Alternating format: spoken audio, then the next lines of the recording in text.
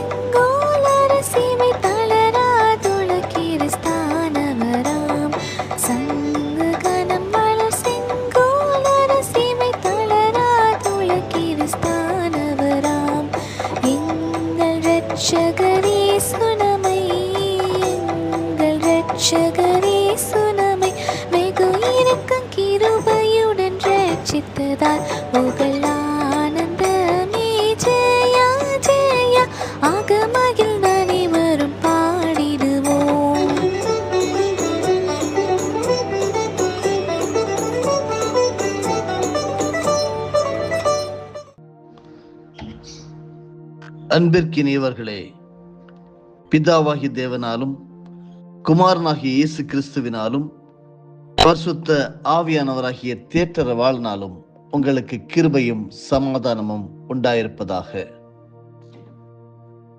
நாங்களோ எங்களை அந்தகாரத்தினின்று தம்முடைய ஆச்சரியமான ஒளியினிடத்திற்கு வரவழைத்தவருடைய புண்ணியங்களை அறிவிக்கும்படிக்கு தெரிந்து கொள்ளப்பட்ட சந்ததியாயும் ராஜரீகமான ஆசாரிய கூட்டமாயும் பரிசுத்த ஜாதியாயும் அவருக்கு சொந்தமான ஜனமாயும் இருக்கிறோம் என்று இயேசுவின் நாமத்தினாலே அறிக்கை செய்கிறோம். தினம் ஒரு சத்திய வார்த்தை சமர்ப்பிப்போமா? அன்பின் நல்ல கர்த்தாவே, மனமகிழ்ச்சியாக நிறைவாக ஒரு நாளை எங்களுடைய வாழ்க்கையிலே புதிதாக இணைத்து தந்திருக்கிறீர். நமக்கு நன்றி. எங்கள் மீது அளவற்ற அன்பை கொண்டிருக்கிறீர் என்கிறதை இது காட்டுகிறது. எங்கள் மேல் நோக்கமாயிருக்கிற கர்த்தாவே, எங்களுடைய இருதயத்திலே வந்து வாசம் பண்ண விரும்புகிறவரே, எங்களை பேர் சொல்லி அழைக்கிறவரே, எங்களை மறவாமல் காத்துக்கொள்பவரே, உம்மை வணங்குகிறோம். இந்த நாளிலே நாங்கள் கேட்கக்கூடிய ஒவ்வொரு ஆவிக்குரிய வார்த்தைகளையும் கர்த்தர் தெளிவாக போதித்து தருவதனால் நாங்கள் ஆவிக்குரிய ரீதியிலும் உலக பிரகாரமாகவும் செழித்து சமாதானத்தோடு அநேகருக்கு செழிப்பையும் அநேகருக்கு ஆசீர்வாதமாகவும் நாங்கள் இருக்கத்தக்கதாக எங்களை அர்ப்பணிக்கிறோம். உலக ஜனங்கள் எல்லாரையும் பொறுப்படுத்திக் கொள்ளும். இந்த நாள் மகிழ்ச்சியின் நாள், வெற்றியின் நாள், நிறைவின் நாள் என்று சொல்லி விசுவாச அறிக்கை செய்கிறோம். காத்துக்கொள்ளும். இயேசு மீட்பர் மூலமே செபிக்கிறோம் பிதாவே, ஆமீன். இன்றைய தியான தலைப்பு தேவன் அங்கீகரிக்கும் ஜெபம். இந்த தொடர் போதனைக்கு ஆதாரமாக லூக்கா எழுதின சுவிசேஷம் 11வது அதிகாரம் வசனங்கள் 1 முதல் 4 வரையிலும் 4வது வசனத்திலே 2வது பகுதியாகிய நாங்களும் எங்களிடத்தில் கடன்பட்ட எவனுக்கும் மன்னிக்கிறோமே என்று ஆண்டவராகிய இயேசு கிறிஸ்து கற்றுக் கொடுத்த அந்த ஜெபத்தின் ஒரு பகுதியை நாம் இன்றைக்கு ஆழமாக தியானிக்க இருக்கிறோம். பிறரை மன்னிக்கும் மனப்பாங்கு உடையவர்கள் மட்டுமே இந்த உலகத்தில் மிகுந்த மன மகிழ்ச்சியை அனுபவிக்கின்றார்கள் என்கிறதுதான் உண்மை. பரமண்டலங்களில் இருக்கிற எங்கள் பிதாவே என்கிற ஜெபத்திலே இடம்பெறுகின்ற 5வது விண்ணப்பம் 2 பகுதிகளை கொண்டது. முதல் பகுதி நம்முடைய அனுதின வாழ்க்கையில் காணப்படும் பாவங்களை உணர்ந்து அறிக்கையிட்டு மன்னிப்பை பெற வேண்டிய தேவையை நினைப்பூட்டுகின்றது. இரண்டாவது பகுதி தேவனிடம் மன்னிப்பை எதிர்பார்ப்பது மட்டுமன்றி நாம் பிறரை மன்னிக்க வேண்டியதின் அவசியத்தையும் வற்புறுத்துகின்றது. இந்த விண்ணப்பம் ஒரு நாணயத்தின் இரண்டு பக்கங்களைப் போல இரண்டு தவிர்க்க முடியாத உண்மைகளை கொண்டிருக்கின்றது. எப்படி எங்கள் பாவங்களை எங்களுக்கு மன்னியும் என்று நாம் பிதாவினிடத்திலே வேண்டிக் கொள்கிறோம், இரண்டாவது நாணயத்தின் பகுதி என்னவென்றால் நாங்களும் எங்களிடத்தில் கடன்பட்ட எவனுக்கும் மன்னிக்கிறோமே என்று சொல்லி நாம் சொல்கிறோம். தேவனோடு நாம் நெருங்கிய தொடர்புடனும் ஒரு வலிமையான உறவினை கொண்டும் வாழ வேண்டும் என்பதே தேவனுடைய பிரதான விருப்பம். ஆனால் தேவ உறவின் மகிமை மனிதர்களோடு நமக்கு இருக்கும் தொடர்புகளில் பிரதிபலிக்க வேண்டும் என்றும் விரும்புகிறார். நாம் தேவனோடு எந்த அளவிற்கு உறவு கொண்டு வாழ்கிறோம் என்பதை மனிதர்களோடு நமக்குள்ள தொடர்புகளில் எப்படி நடந்து கொள்கிறோம் என்பதை வைத்தே அறிந்து கொள்ள முடியும். தேவனாகிய கர்த்தரிடத்தில் முழு இருதயத்தோடு அன்பு கூற கட்டளையிடுகின்ற வேதம் உடனே அதன் பிரதிபலிப்பாக உன்னிடம் நீ அன்பாயிருப்பது போல பிறனிடத்திலும் அன்பாயிரு என்று கட்டளை இடுகிறது. மத்தேயு எழுதின சுவிசேஷம் 22வது அதிகாரம் வசனங்கள் 37, 38, 39 நாம் அதை படிக்க முடிகிறது. தேவனை நோக்கிய நம்முடைய உறவு உறுதியாக இருக்க வேண்டும் என்றால் மனிதனை நோக்கிய உறவுகளிலும் நாம் தேவனுக்கேற்ற பிரகாரமாக நடந்து கொள்ள வேண்டியது அவசியம். நடக்கிறோமா? உடன் ஊழியக்காரர்களாக இருக்கட்டும், நம்மோடு பிரயாணம் செய்கின்ற சபை விசுவாசிகளாக இருக்கட்டும், வேலை செய்கிற இடத்திலே இருக்கக்கூடிய நம்முடைய அதிகாரிகளாக இருக்கட்டும், கூட பணி செய்கிறவர்களாக இருக்கட்டும், குடும்பத்தில் இருக்கக்கூடிய உறுப்பினர்களாக இருக்கட்டும், நாம் எப்படி அவர்களோடு அன்பு வைத்திருக்கிறோம் சிந்தித்து பார்க்க வேண்டும். நீங்களும் நானும் தேவனிடம் முழுமையாக அன்பு கூறுகிறோம் என்றும் தேவன் என்னை அதிகமாக நேசிக்கிறார் என்றும் சொல்வது மிக எளிதான ஒரு காரியம். ஆனால் நாம் உண்மையிலேயே தேவனிடம் முழுமையான அன்பு வைத்திருக்கின்றோமா?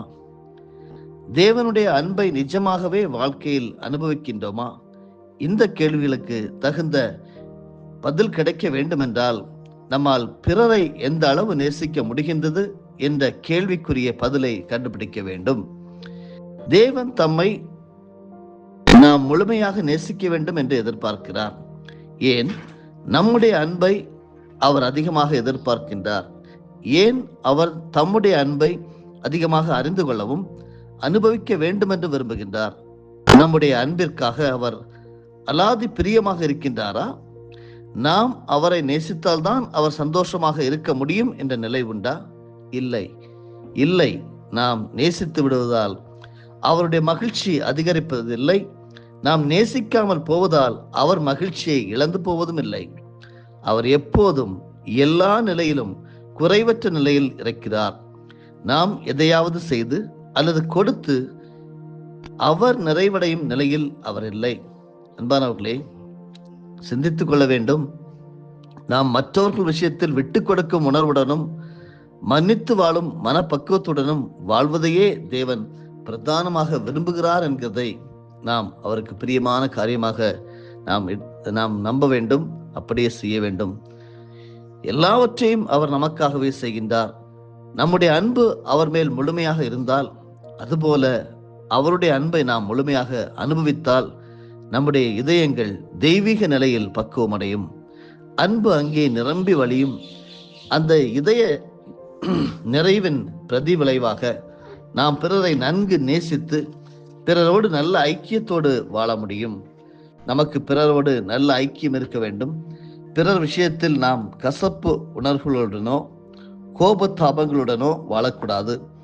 பிறர் விஷயத்தில் எரிச்சல், கசப்பு, பழிவாங்கும் உணர்வு, விரோத மனப்பான்மை, பொறாமை ஆகிய குணங்களோடு நாம் வாழ்ந்தால் ஒருபோதும் தேவன் நம் வாழ்வில் ஆசீர்வாதங்களை கட்டளையிட முடியாது.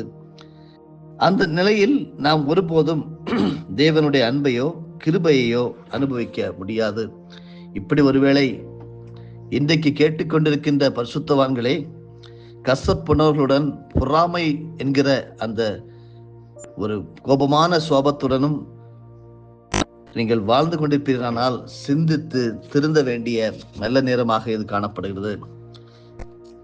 தேவன் நெருங்கி வாழ்ந்து அன்பில் நாம் பரிசுத்தர்களாக இருக்க வேண்டும் என்று நம்மை அழைக்கின்றார்.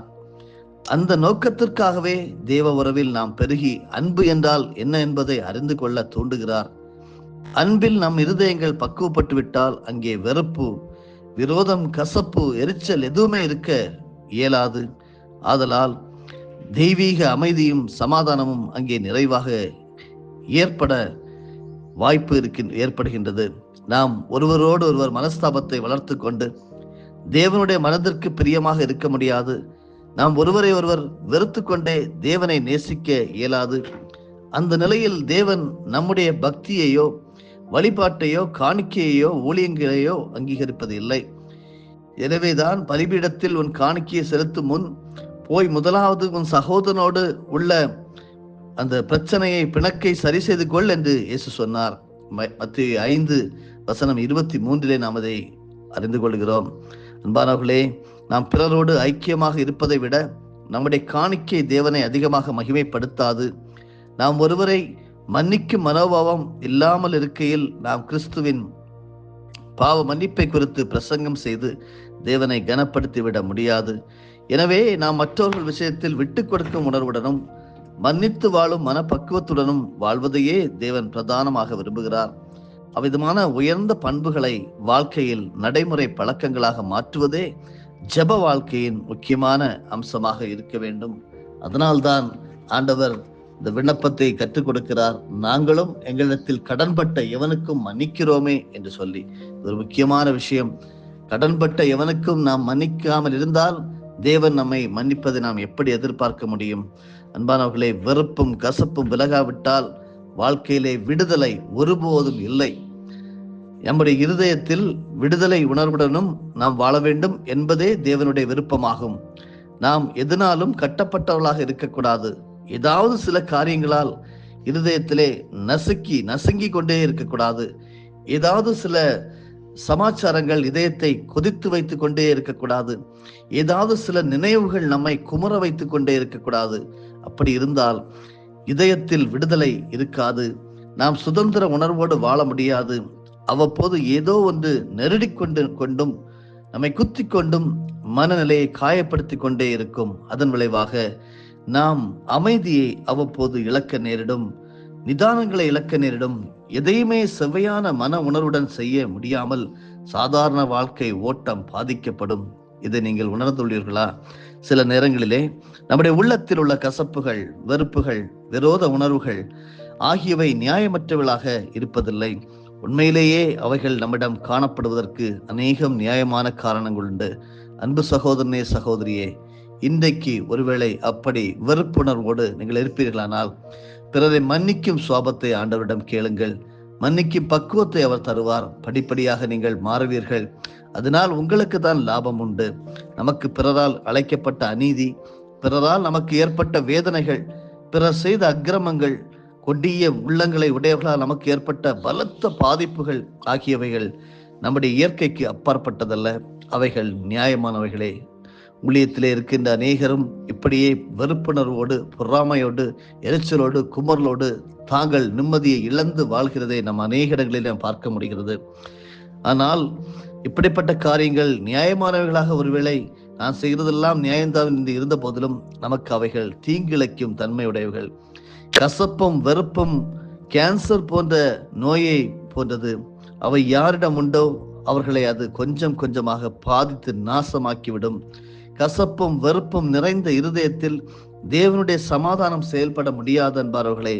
வெறுப்பும் விரோதமும் தங்குகின்ற இருதயத்திலே கர்த்தர் அருளும் சந்தோஷம் ஒருபோதும் தங்க முடியாது. எனவே நம்மை தொடர்ந்து நிம்மதியற்றவர்களாகவும் நிதானமற்றவர்களாகவும் மாற்றுகின்ற கசப்பு உணர்வுகளையும் வெறுப்பு உணர்வுகளையும் வேரோடு விலக்க வேண்டியது மிகவும் தேவையானது. பிறர் செய்தது மிகுந்த அநீதியாக இருந்தால் கூட அவர்களுடைய அநீதியால் பாதிக்கப்பட்டது போதாதென்று அதை குறித்த கசப்புகளால் மேன்மேலும் நம்மை நாமே ஏன் காயப்படுத்திக் கொள்ள வேண்டும்? சிந்தியுங்கள் பிரியமானவர்களே. இதன் அடிப்படையில் தான் நாம் பிறரை மன்னிக்கும் இயல்புடையவர்களாக இருக்க வேண்டும் என்று நம்முடைய பரிசுத்த பைபிள் நம்மை வற்புறுத்துகின்றது. மன்னிக்க வேண்டும் என்பது ஒரு கட்டளையின் துணி அல்ல. அது நம்முடைய நன்மைக்காக சொல்லப்பட்டுள்ள தெய்வீக ஆலோசனையின் துணியாகும். எனவேதான் இயேசு சத்துருக்களை நேசியுங்கள் என்றார். சபிப்பவர்களை ஆசீர்வதியுங்கள் என்றார், நிந்திக்கிறவர்களுக்காக ஜெபம் பண்ணுங்கள் என்றார். இப்படிப்பட்ட உயர்ந்த பண்புகளினாலும் செயல்களினாலும் நம்முடைய சத்துருக்கள் நம்மால் பயனடைய வேண்டும் என்பது அல்ல தேவனுடைய முக்கியமான நோக்கம். அவைகளால் நாம் பயனடைகிறோம். நாம் தான் ஆகாத சுவாபங்கள் அகல்வதனால் விடுதலை அடைகிறோம். அதன் வழியாக சுதந்திரமாக நாம் செயல்பட முடிகின்றது. தேவனுடைய சமாதானத்தை அனுபவிக்க முடிகின்றது. தேவனுடைய இனிய பிரசன்னத்தை இருதயத்திலே ருசிக்க முடிகின்றது. அதன் விளைவாக தேவன் நம்மை நிறைவாக ஆசீர்வதிக்கவும் வழி ஏற்படுகின்றது. எனவே அன்பானவர்களே, அருமையாக கேட்டுக்கொண்டிருக்கிற சகோதரா சகோதரி, பெரியவர்களே, சிறு பிள்ளைகளே, வாலிபர்களே, கன்னிகைகளே, நாம் மன்னிக்கும் இயல்புடையவர்களாக இயங்கத்தக்க விதத்தில் நம்முடைய ஜெப வாழ்க்கை வலிமையுடையதாக இருக்க வேண்டும். இல்லாவிட்டால் நம்முடைய ஜெபம் ஒருபோதும் பலன் தராது. நாம் ஜெபிக்க முடியாது. நாம் பிறரை மன்னிக்கிறவர்களாக இல்லாவிட்டால் நாம் ஒரு நாளும் நிம்மதியாக வாழ முடியாது. அதனால்தான் நாங்களும் எங்களிடத்தில் கடன்பட்ட எவனுக்கு மன்னிக்கிறோமே என்று சொல்லி நாம் ஜெபிக்கும் போது மிக கவனமாக ஜாக்கிரதையாக இருக்க வேண்டும். எளிதாக வந்துவிடாது மன்னிக்கும் சுவாபம். நாளை தினத்திலும் தொடர்ந்து இந்த வசனத்தை தியானிக்க பரிசுத்த ஆவியானவர் நமக்கு அருள் புரிவாராக. ஆமேன். ஜெபிப்போம். நல்ல கர்த்தாவே, இந்த காலை வேளையிலே உம்முடைய சத்தியத்தை, அதிலும் மன்னிப்பு என்கிற அந்த சத்தியத்தை, நாங்களும் எங்களிடத்தில் கடன்பட்ட எவனுக்கு மன்னிக்கிறோமே என்று சொல்லி நாங்கள் எளிதாக கடந்து விடாதவாறு அதை ஜாக்கிரதையாக எங்களுடைய வாழ்க்கையிலே முதலாவது கடைபிடிக்க எங்களை அர்ப்பணிக்கிறோம். இதுவரையிலும் நாங்கள் செய்யாமல் இருந்தால் எங்களை மன்னிக்க வேண்டும். கர்த்தாவே, தொடர்ந்து உம்முடைய பரிசுத்த வார்த்தையின் மூலமாக நாங்கள் திருந்த, எதெல்லாம் குணாதிசயங்களை மாற்றிக்கொள்ள வேண்டுமோ அதெல்லாம் மாற்றிக்கொள்ள எங்களுக்கு அருள் புரிய வேண்டுமா ஜெபிக்கிறோம். நிம்மதியோடு மகிழ்ச்சியோடு நாங்கள் வாழ்வது மட்டுமல்லாமல் குடும்பங்களையும் ஊழியக்காரர்களையும் மற்றவர்களையும் வாழ வைக்க உதவி செய்யும். வெற்றியின் நாளாக அறிவிக்கிறோம். இயேசு கிறிஸ்துவின் மூலமே ஜெயம் எடுக்கிறோம் நல்ல பிதாவே. ஆமேன். என் ஆத்துமாவே கர்த்தரை ஸ்தோத்தரி, என் முழு உள்ளமே அவருடைய பரிசுத்த நாமத்தை ஸ்தோத்தரி. என் ஆத்துமாவே கர்த்தரை ஸ்தோத்தரி, கர்த்தர் செய்த சகல உபகாரங்களையும் மறவாதே. ஆமேன்.